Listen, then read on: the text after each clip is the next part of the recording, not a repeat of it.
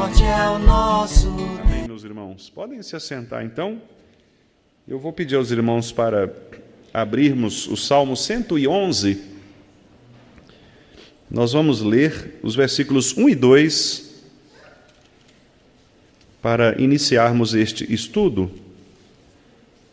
Ou melhor, vamos ler todo o Salmo, né? São 10 versículos, todos eles falam a respeito do tema que nós vamos abordar, que é exatamente o louvor do salmista pelo governo, pela proteção de Deus nas nossas vidas, pela direção de Deus, que é a sua santa providência. Então vamos ler o Salmo 111, vamos ler todos juntos? Leiamos. Aleluia!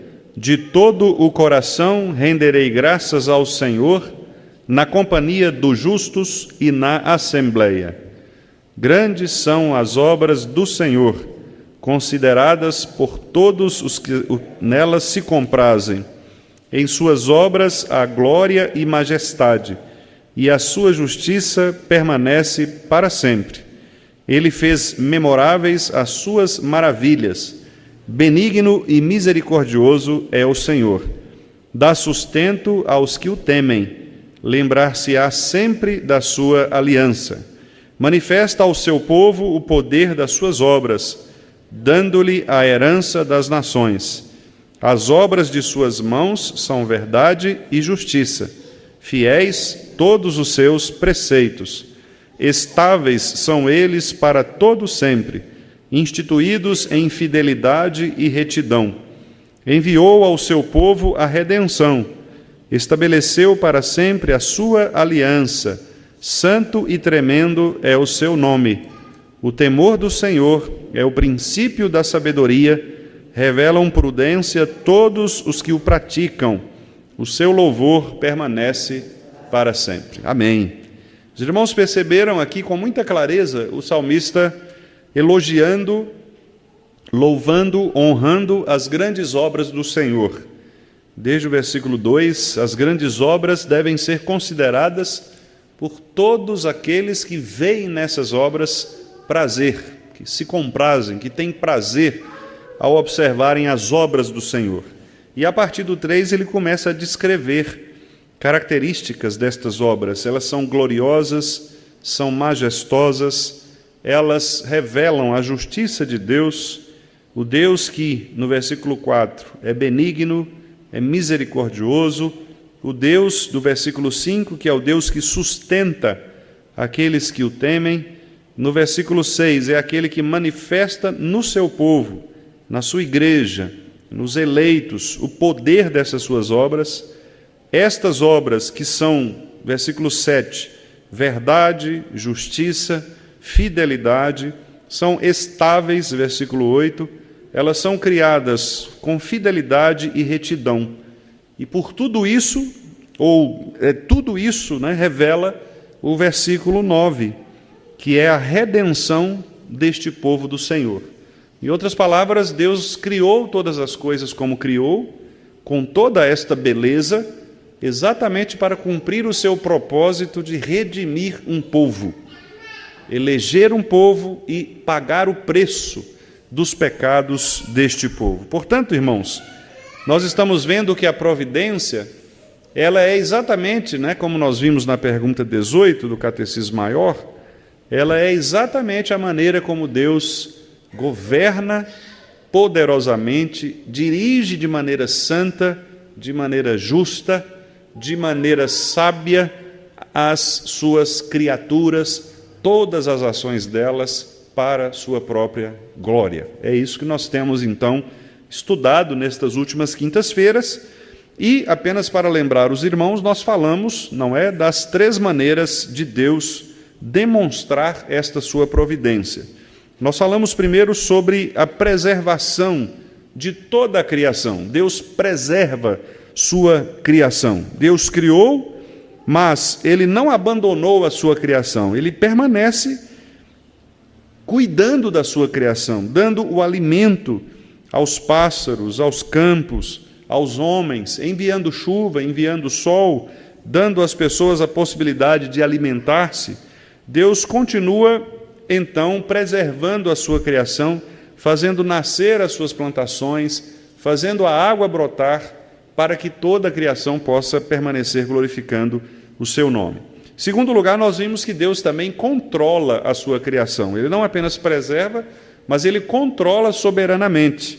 E nós vimos o controle de Deus sobre o clima, vimos o controle de Deus sobre a própria humanidade ou as nações, vimos o controle de Deus sobre plantas, animais, sobre cada detalhe da vida humana, de cada pessoa, de cada ser humano. Vimos que Deus, ele não apenas controla as ações humanas, mas ele controla o coração do homem, que é aquilo que é mais interior do ser humano. Vimos que Deus controla inclusive os demônios, controla o pecado do homem, no sentido de que Deus dispõe das próprias ações.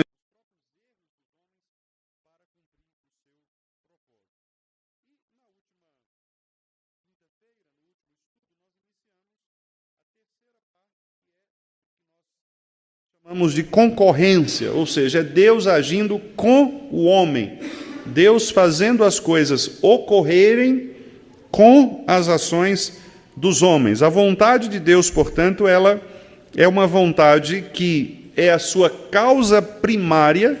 Quando nós dizemos isso, nós queremos dizer que nada acontece sem que Deus ordene, então Deus é a causa primária de todas as coisas, mas ele permite ao homem, ele dá ao homem a livre agência de o homem agir de acordo com a sua responsabilidade, e Deus, então, nestas ações dos homens responsáveis, nessas ações morais dos homens, Deus, então, opera a sua ordem para que os seus decretos sejam cumpridos.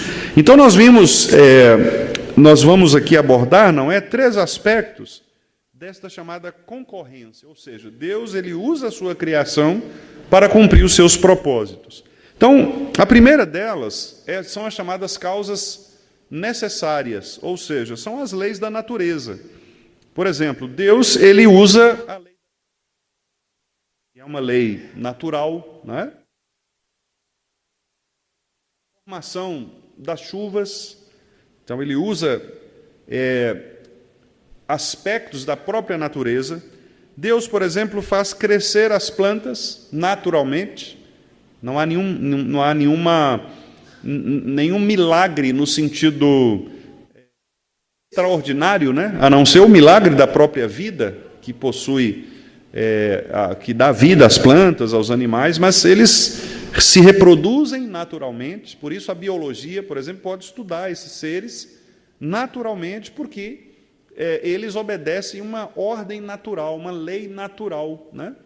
Então as espécies, elas vão se desenvolvendo, elas vão procriando, elas vão se reproduzindo,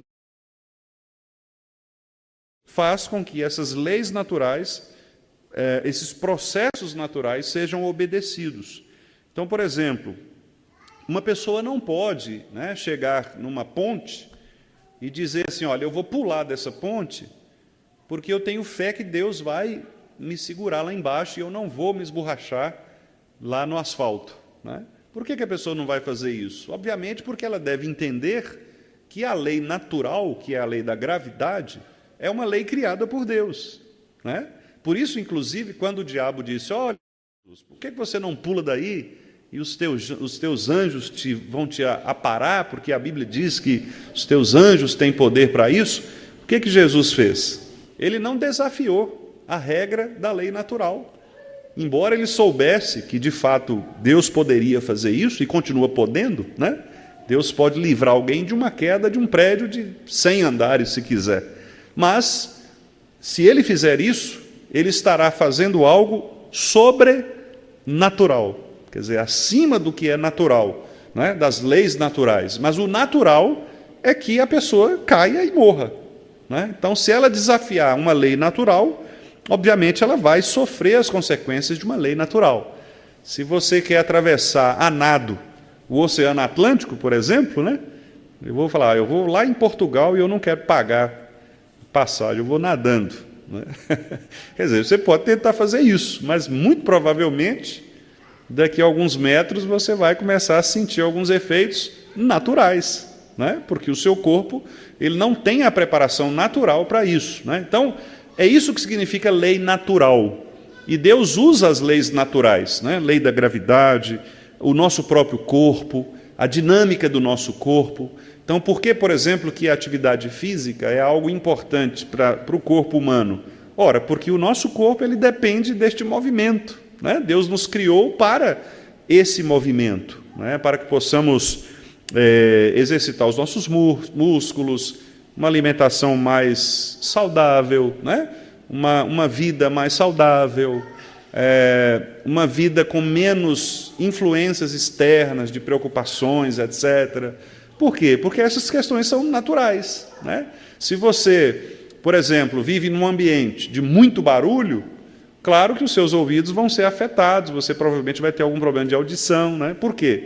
Porque, naturalmente, aquele barulho excessivo vai causar problema, né?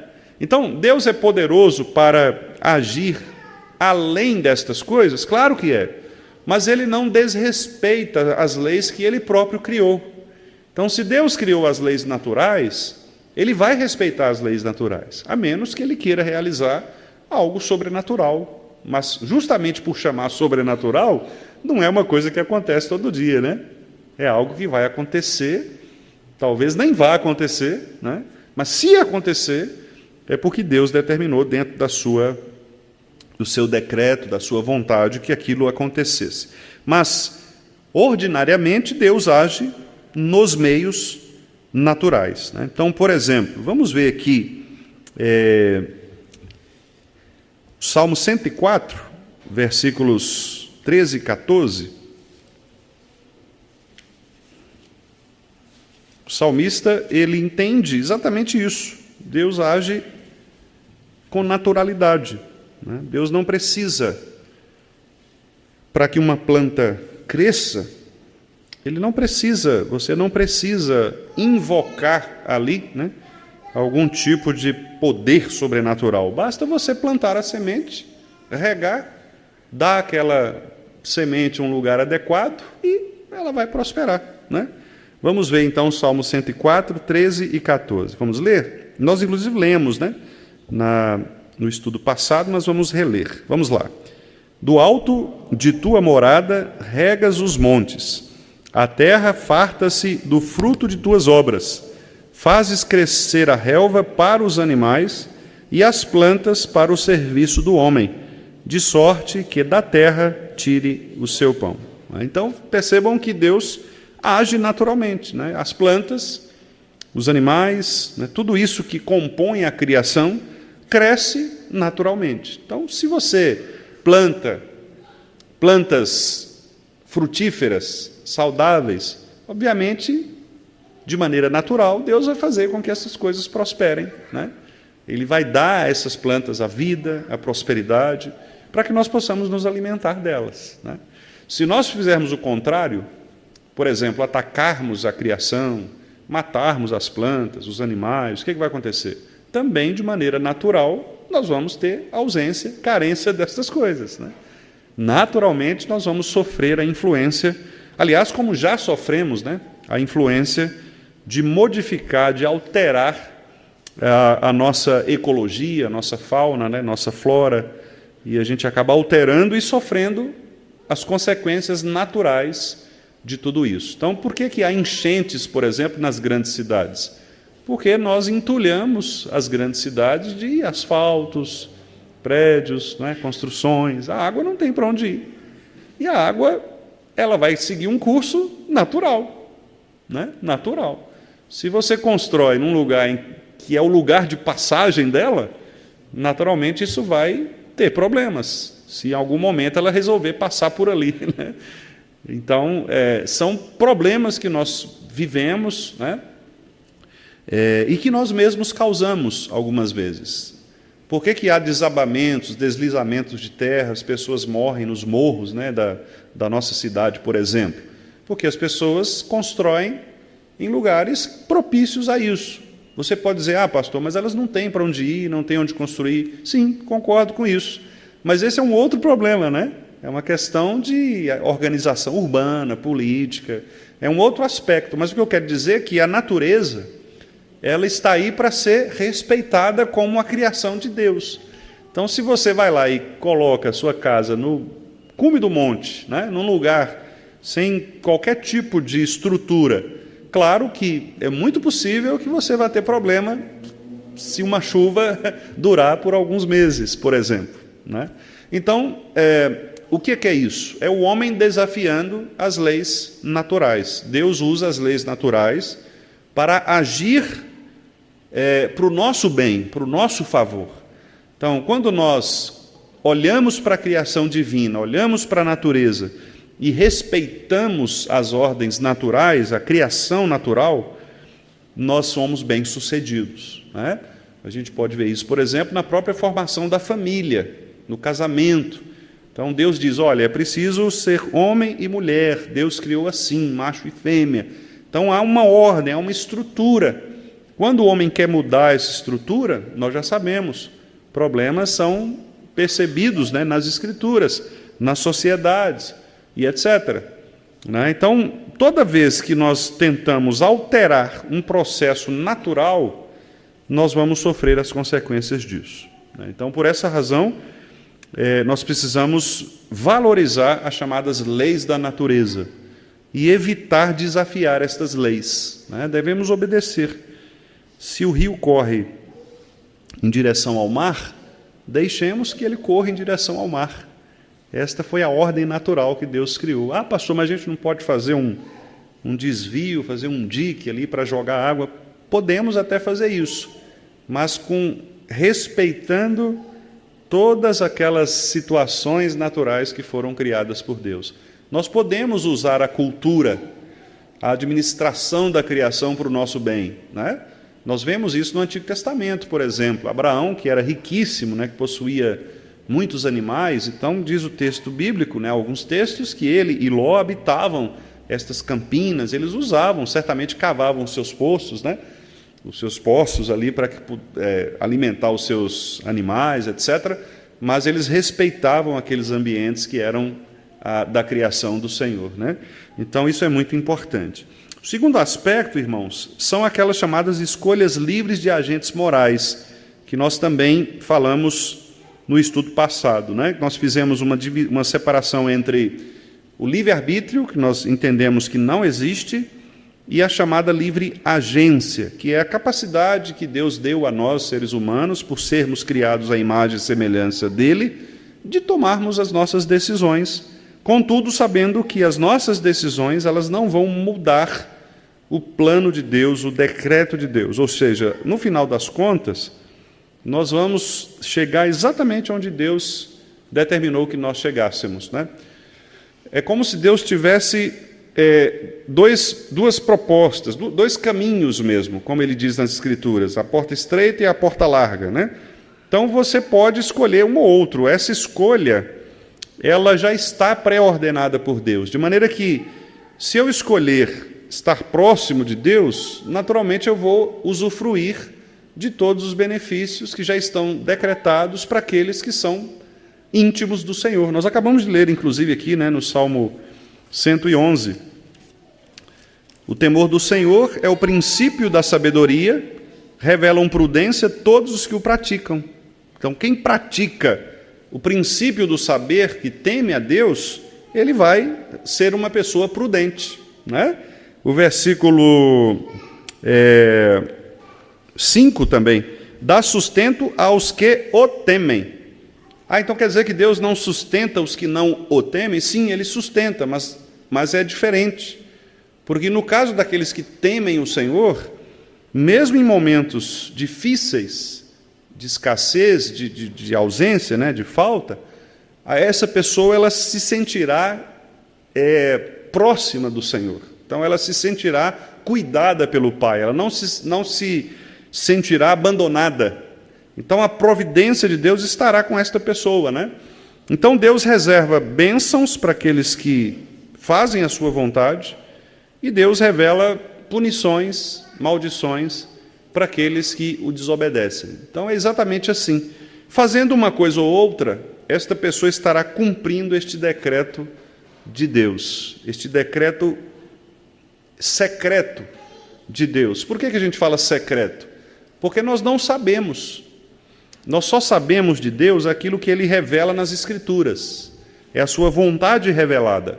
Mas a vontade revelada de Deus não necessariamente significa que nós conheçamos a vontade secreta de Deus, porque Deus não se revelou completamente, totalmente. Se nós soubéssemos totalmente, completamente sobre Deus, nós seríamos como Deus, né? Então Ele não revelou 100% do que Ele é, Ele revelou aquilo que é necessário, que nós saibamos a respeito dEle, o que já é suficiente para que nós possamos ter um relacionamento como filhos, né? Assim como os filhos não conhecem completamente os seus pais, nós também não conhecemos completamente o nosso Deus, nós só conhecemos aquilo que Ele revela a nós, o que é uma coisa muito natural, né? Que seja assim. Então há coisas que Deus não revelou. Deuteronômio 29, 29. As coisas encobertas pertencem a Deus. Nós não temos que entrar nessas questões. Por exemplo, quem são os eleitos? Deus não revelou. Ele revelou que há eleitos e disse para nós quais são algumas características, algumas marcas. Mas ninguém pode dizer, você é um eleito, você é um eleito. Finalmente, só Deus poderá dizer isso, né? Nós podemos, obviamente, perceber pelo fruto do Espírito, pelo testemunho, né? Por isso, inclusive, a própria palavra nos diz que nós devemos fazer com que a igreja visível, que é essa nossa igreja, seja composta de pessoas assim, que assumam publicamente, confessem com os lábios a fé no Senhor e demonstre isso com a vida, né? Então mas, finalmente, nós não temos como garantir, né, que outra pessoa seja um eleito, né? Nós podemos ter certeza da nossa própria salvação pela promessa de Jesus Cristo. Mas sobre o outro, nós não podemos ter certeza, porque isso faz parte do decreto secreto de Deus, da vontade secreta de Deus. Então, essa vontade secreta, nós não conhecemos completamente.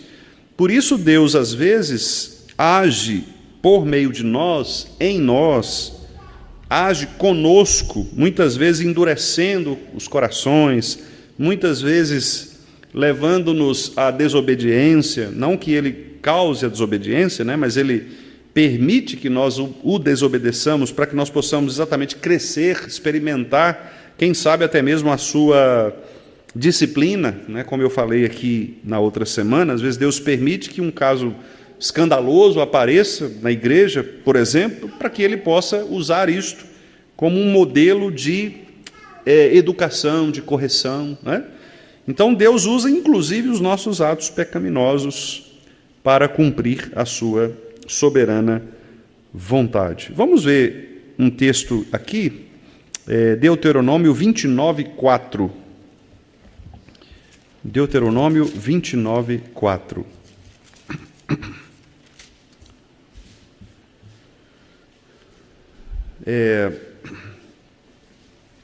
Vamos ler o 3 e o 4.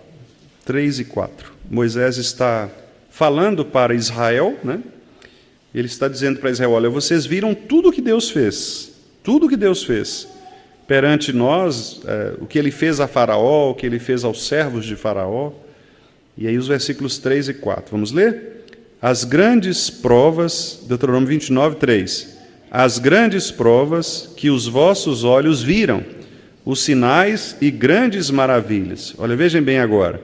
Porém, o Senhor não vos deu coração para entender, nem olhos para ver, nem ouvidos para ouvir, até ao dia de hoje. Olha só, então o próprio Deus, Ele pode esconder de nós algumas das suas ações, né? Deus pode muito bem realizar certas coisas no meio do povo sem que nós entendamos. E aí você fica com aquela sensação, mas por que Deus fez isso, permitiu isso? Por que isso aconteceu? Por que tinha que ser assim? Você fica com essa dúvida na cabeça, não é?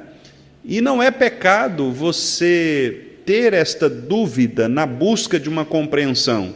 O pecado é você ficar especulando, querendo ser como Deus, né? Mas a dúvida é normal, é nossa mesmo. Nós às vezes perguntamos: Senhor, eu não entendi por que isso aconteceu. Por que o Senhor levou uma pessoa tão jovem, com tanto potencial, engajada na igreja, de repente ela morre? Por que isso? A que propósito? Nós não sabemos. E não adianta a gente ficar: eu sei por quê. Não. Os propósitos do Senhor são absolutamente secretos. Nós não vamos conseguir compreender. Podemos dar algum palpite, ter alguma ideia, mas de maneira absoluta nós não saberemos, porque isto faz parte do decreto secreto. Não está revelado, né? Deus não disse assim: eu no ano tal, no dia tal, vou levar fulano para morar comigo no céu. Não há essa revelação na Escritura. Então, se não há revelação, nós não podemos dizer. Nós não podemos colocar na boca de Deus, né, aquilo que Deus não disse. Então, se Deus não disse, a única coisa que eu posso dizer é a seguinte: olha, Deus quis assim. Mas por quê, pastor? Não sei. Não sei. Nós sabemos que é para a glória dele, né? Como nós lemos aqui no catecismo. É para a glória dele. Olha lá, para a glória, para a sua própria glória. Agora, como que isso manifesta a glória de Deus? Nem sempre nós vamos saber, nem sempre, né? Se ele quiser, em algum momento, por causa das circunstâncias, nós podemos até perceber talvez tenha sido por isso, talvez por aquilo, mas nós nunca teremos a plena convicção, a plena certeza de que Deus criou, fez algo, né, por meio de um erro, por meio de um pecado, ou então uma questão destas, né, de escolhas pessoais. Às vezes nunca saberemos, né, nunca saberemos. Talvez nem no céu, né? Talvez Deus não queira mesmo revelar alguns destes detalhes, né, da sua divina providência. E por último, irmãos, é o aspecto então de Deus agir também. Então nós vimos nas leis da natureza, né, são chamadas causas necessárias. Vimos nas ações dos anjos e dos homens, que são as chamadas causas livres, né? Livre porque tem a ver com essa liberdade, com esta responsabilidade do homem, né? E, em terceiro e último lugar, com as chamadas causas contingentes. Contingência, meus irmãos, é algo que não é necessário, ou seja, contingência é aquilo que nós chamaríamos no nosso mundo aí, de aleatório, né? Ou podemos chamar de acaso. Aconteceu, né? Aconteceu por acaso, um evento aleatório, uma situação que fugiu totalmente de uma causa natural, né?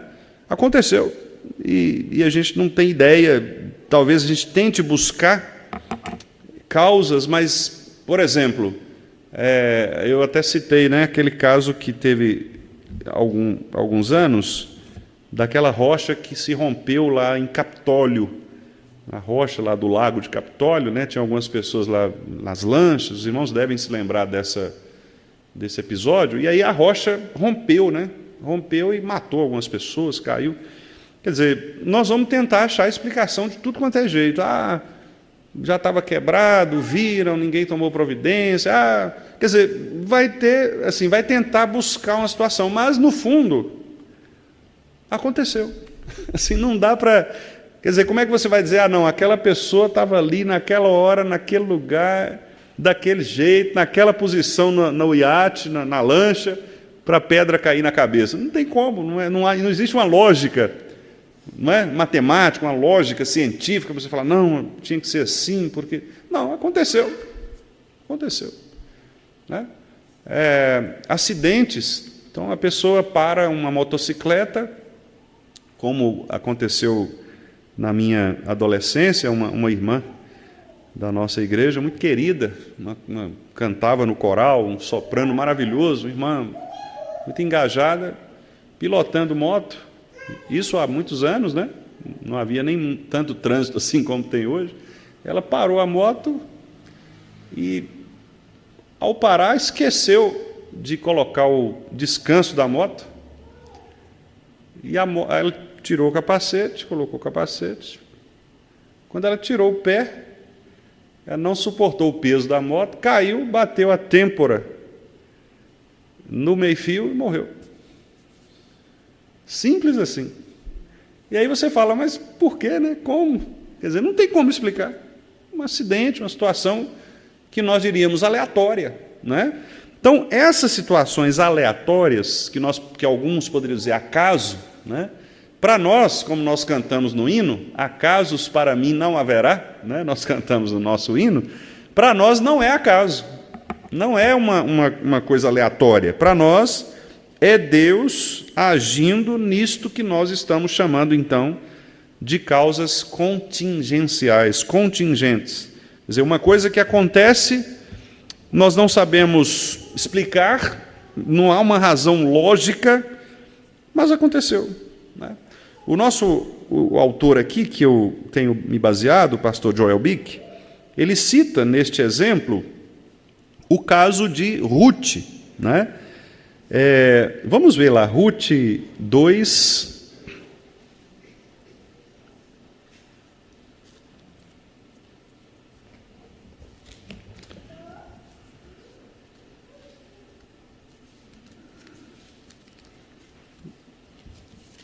Ruth, Josué, Juízes, Ruth 2. Quando ela,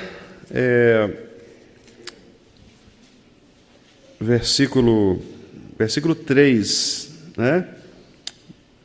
No versículo 2, nós temos aqui, no versículo 1 diz o seguinte: tinha Noemi um parente, seu marido, senhor de muitos bens, da família de Elimeleque, o qual se chamava Boaz. Ruth, a moabita, disse a Noemi: deixe-me ir ao campo e apanharei espigas atrás daquele que me favorecer. Ela lhe disse: vai, minha filha. E aí vem o 3. Vamos ler juntos o 3? Ela se foi, chegou ao campo e apanhava após os segadores.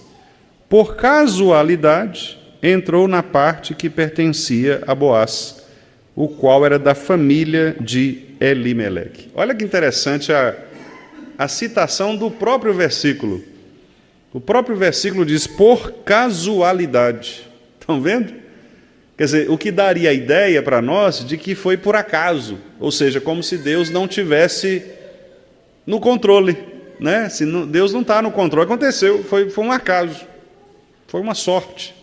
Mas aqui, não é que o texto está querendo dizer que tenha sido assim, por sorte ou por acaso. O que o texto está enfatizando é que, na perspectiva de Ruth, na perspectiva da história, foi por acaso. Quer dizer, foi algo assim que você não consegue conectar o que uma coisa tem a ver com a outra. Certo? Quando você olha o texto, ela foi, chegou ao campo e apanhava lá. Por casualidade, entrou na parte, quer dizer, ela não houve uma pretensão dela. É isso que o texto quer demonstrar. Quer dizer, ela não estava intencionada, dizendo, não, eu vou entrar ali naquela parte porque ele vai me ver, etc. Não, ela não considerou nada disso. Mas Deus usou esta situação, né, de acordo com o decreto de Deus. Isso já estava predestinado, naturalmente. Mas na perspectiva de Ruth, de Boaz, de Noemi, de toda a história, isso era um acaso, né? Como é, por exemplo, para nós um acaso você, às vezes, fazer coisas aleatórias, né? Sei lá, você está lavando louça e, de repente, cai o copo, quebra o copo, né? Para você, isso aí é uma casualidade. Mas talvez o atraso que aquele copo causou a você, de você ter que limpar a sujeira, de catar os cacos, aquele negócio, talvez esses segundos de atraso tenha sido uma proteção, por exemplo, para evitar que você saísse à rua e encontrasse um bandido, talvez. Nós não sabemos. E é engraçado isso, porque geralmente a gente só agradece a Deus pelas coisas que a gente vê, né? Por exemplo, eu estava atravessando a rua e quase fui atropelado, o carro parou, pastor, em cima de minha perna, que eu chegasse a sentir o ventinho. Vamos agradecer, irmãos, vamos agradecer, porque Deus me deu um livramento. Mas e na hora que você não vê o carro e Deus está te livrando? Às vezes o carro bateu na esquina anterior e era o carro que ia te atropelar na esquina seguinte. Você passou lá, nem viu. Nem viu, mas lá aconteceu. Quer dizer, para aqueles lá, foi um desastre. Para você, foi um livramento. É estranho isso, né? Porque da nossa perspectiva, é estranho. Porque você não consegue conectar uma coisa com a outra.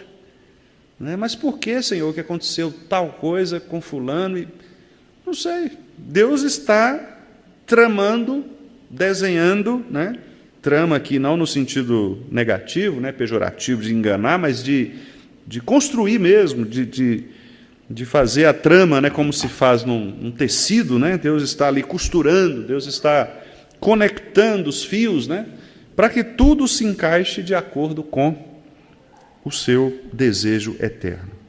Vamos ver Provérbios 16, versículo 33. Provérbios 16, 33.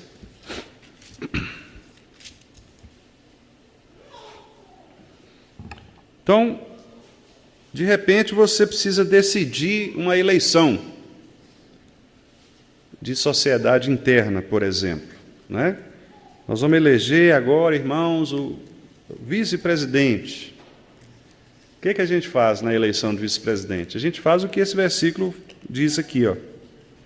Vamos ler? Provérbios 16, 33. Vamos lá. A sorte se lança no regaço, mas do Senhor procede toda decisão. Essa ideia de lançar sortes era uma ideia comum no Antigo Testamento. Geralmente eles usavam algum tipo de objeto, né? O famoso Urim e Tumim. Lembram disso? Que os profetas eles utilizavam? A gente não sabe nem muito bem o que é isso. A Bíblia não explica muito, mas eram provavelmente objetos, né? Algo que eles lançavam ali e o que caísse, né? O que desse certo lá era a resposta, né? Como se fosse um cara e coroa. Então, se der cara aqui, é você que vai, se der coroa eu vou. E aí joga para cima e pum, né? Quer dizer, o lançar sortes.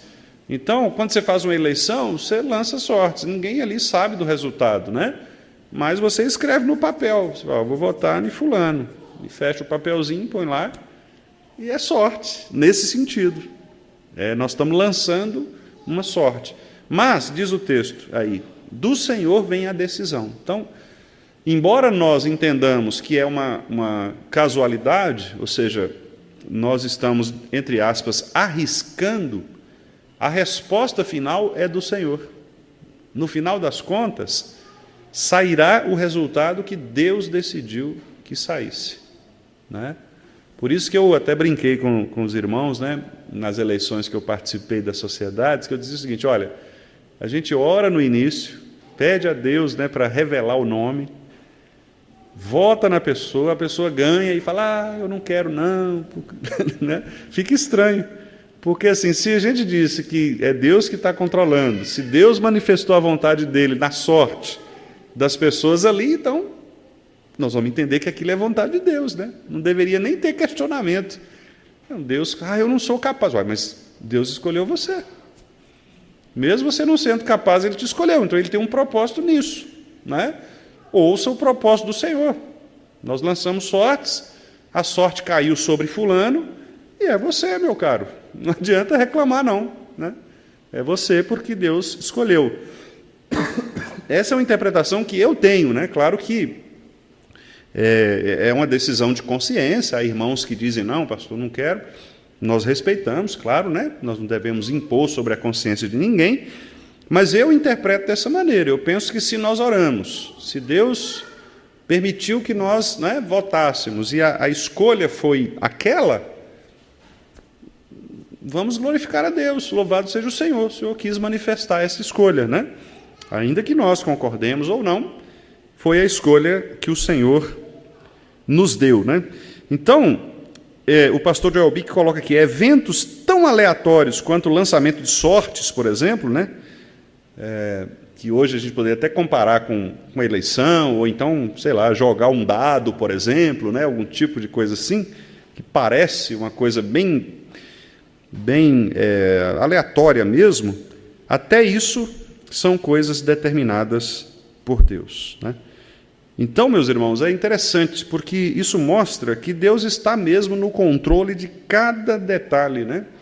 Inclusive nestes que nós consideramos sorte, nós consideramos acaso, né? Deus está agindo. E eu queria encerrar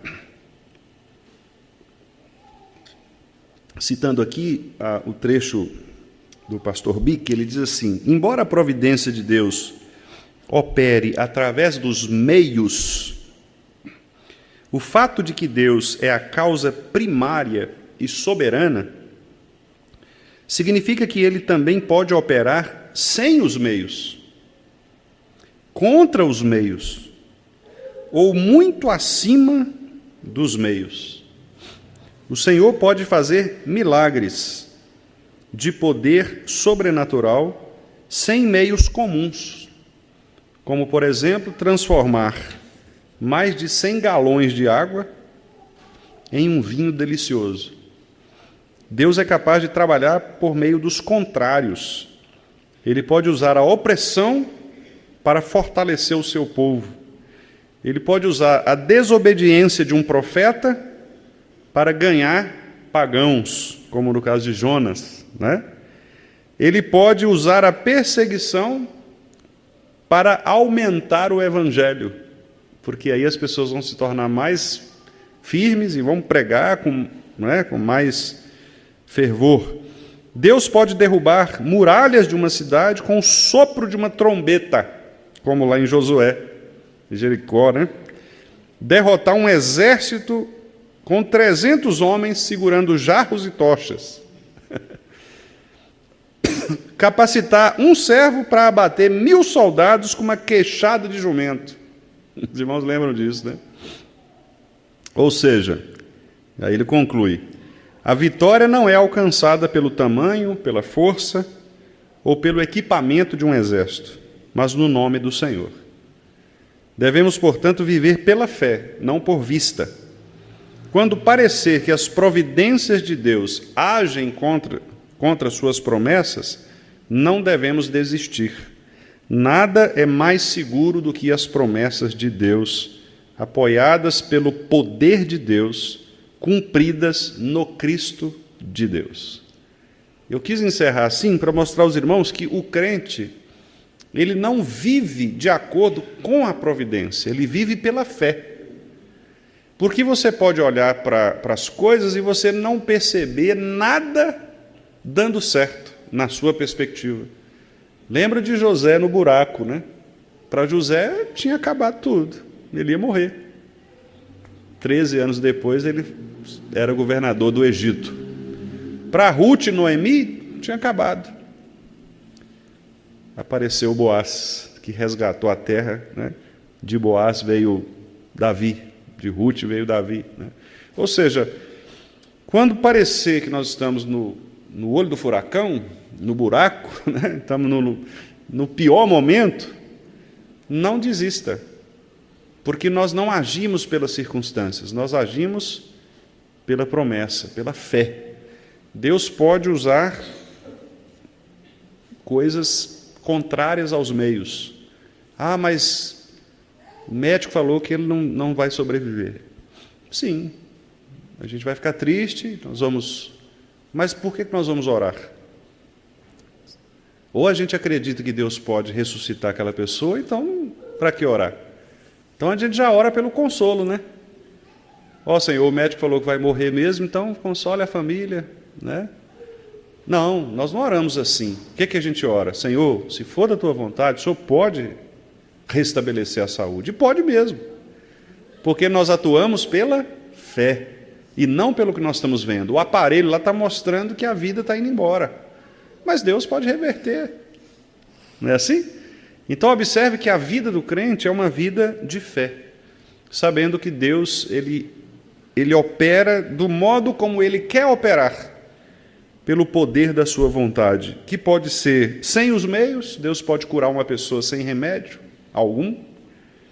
Deus pode contra os meios, ou seja, quando tudo parecer que está ao contrário, Deus pode inverter e ressuscitar uma pessoa, por exemplo, que já estava morta, ou às vezes muito acima dos próprios meios. Deus pode fazer com que alguém, por exemplo, sei lá, consiga converter uma multidão de pessoas que, por uma pregação, como foi o caso de Jonas, né? Talvez pregar e muitas pessoas se converterem sem que aquilo fosse, entre aspas, previsto, né? Você chegar numa multidão de ateus, de pessoas contra o Senhor, talvez trazer uma palavra aparentemente, entre aspas, fraca, sem muito conteúdo, e Deus operar nestas pessoas. Por isso, irmãos, não desprezemos o poder do nosso Deus. Deus não se limita à ciência, à razão humana, à tecnologia. A gente usa essas coisas, mas Deus não está limitado a isso. Pois é, e o pregador ainda não queria que o povo convertesse, exatamente. Fugiu para não pregar, né? Pregou com má vontade, e Deus converteu 120 mil, né? Mais de 120 mil pessoas. Alguma pergunta, irmãos? Comentário? Então nós vimos que a providência, ela age, né? Vimos hoje aqui, concorrendo com as criaturas e as ações delas. Deus usa as causas naturais, ordinárias, né, as leis da natureza. Deus usa as escolhas dos homens e dos anjos, né, as nossas escolhas, e Deus usa, como vimos agora, também aquilo que nós consideramos como acaso, que são essas situações para as quais nós não temos explicação lógica, mas Deus está atuando e governando o mundo. Eu penso, irmãos, que isso deve trazer para nós um senso de gratidão e de consolo muito grande, né? De saber que Deus está nesse momento, nessa hora, agindo em favor do seu povo. Nós estamos aqui concentrados no estudo, né? Pensando aqui nas questões, os meninos estão ali na parte técnica, nós estamos aqui concentrados, eu estou aqui concentrado na minha exposição, mas outras coisas estão acontecendo por aí, né? Sobre as quais nós não temos nenhum controle, nenhum conhecimento, mas estão acontecendo. Algumas delas podem estar impactando diretamente na nossa vida, diretamente, e nós nem sabemos. O pessoal está falando aí, por exemplo, para comprar arroz, né? Porque vai faltar arroz por causa da crise lá das enchentes no sul. Se não faltar, vai subir muito o preço, porque os supermercados vão aproveitar a demanda, né? Uma questão da economia, e vão subir. Aí já tem gente preocupado, comprando, vamos comprar arroz. Não, né? Alguns supermercados estão limitando a quantidade. Quer dizer, nós nem sabemos disso. Né? Se vai afetar, se não vai, o quanto vai afetar, não sabemos, né? A gente tem ideia, falam para a gente, mas você não sabe o que vai acontecer mesmo, né? Quem diria que um vírus que surgiu lá na China fosse capaz de causar tanto desastre, né? Atingindo inclusive alguns nossos aqui da nossa igreja, não é assim? Atingindo diretamente, né, alguns irmãos que perderam entes queridos, né? Quem diria que um vírus lá do outro lado do mundo, totalmente desconhecido, que aliás até hoje ninguém nem conhece tanto assim, né? Dizem que há outros mais letais ainda, né? Que já estão surgindo por aí, então nós não sabemos, né? Não sabemos. Deus tem os seus propósitos, seus limites, suas ações. Quer dizer, se a gente ficar, então, como diriam alguns, né, encafifados, né? Preocupados com isso aí, nosso coração vai se transformar num vulcão de ansiedade, né? Porque você não sabe o que vai acontecer amanhã, né? Basta a cada dia o seu próprio mal, né? A gente não sabe o que vai acontecer amanhã. Então, vivamos pela fé e não pelo que vemos. Quando essas notícias aparecerem por aí, não fica dando muita bola para isso, não. O senhor falou, né, senhor? Desliga esse negócio, fica só ouvindo isso, contamina, né? A gente fica só ouvindo coisa ruim, notícia ruim, uma hora sua cabeça fica doidona mesmo, você fica desesperado, né? Então, dá um tempo, começa a viver um pouco mais os relacionamentos próximos ali, né, com as pessoas que estão próximas a você, porque senão, minha gente, a ansiedade vem e ela toma conta mesmo, né? Nós vamos começar a trazer o futuro para o presente, viver coisas que nem existem ainda, mas que nossa cabeça já está preocupada lá na frente, né? Isso nos mata, né? Essa ansiedade nos mata, literalmente nos mata, né? Então, que confiemos na fé, tenhamos fé, né? Confiemos na promessa do nosso Deus de permanecer conosco sempre. Isso nos basta, né? Isso nos basta. Que Deus nos abençoe, meus irmãos, e nos dê graça, né, para suportarmos todos esses desafios.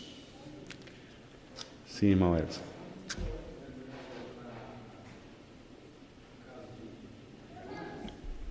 Uhum. Sim, sim. Sim. Exato. E Deus tinha um propósito bem... exato. E um propósito, irmão Edson, na cabeça de Jonas, bem contrário, né? Porque Jonas achava que só os judeus ali que deviam... E Deus já está dizendo, não, eu quero salvar além dos judeus, né? Que foi o que se cumpriu no Novo Testamento, com a pregação, né, expandida para todos, né? Então, talvez isso esteja também nos ensinando hoje, dizendo, olha, o Cristo não é só para vocês, não é só para a igreja presbiteriana, o Cristo é para os eleitos, né? Então, o nosso trabalho ele não se restringe à denominação. Claro, nós amamos nossa denominação, nós entendemos que a nossa denominação, apesar de alguns problemas, porque é natural ter, por causa do pecado, né? Mas é uma denominação que ainda se mantém fiel à palavra, graças a Deus por isso. Mas nós somos além de presbiterianos, né?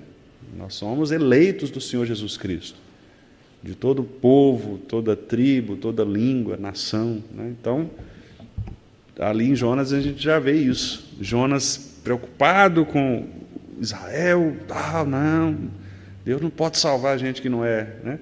E Deus diz, não, eu quero salvar esses aí mesmo, são seus inimigos, né? Então, louvado seja Deus por isso, né? Que, de fato, o Senhor nos ensina sempre, né? Vamos orar, meus irmãos? Vamos ficar de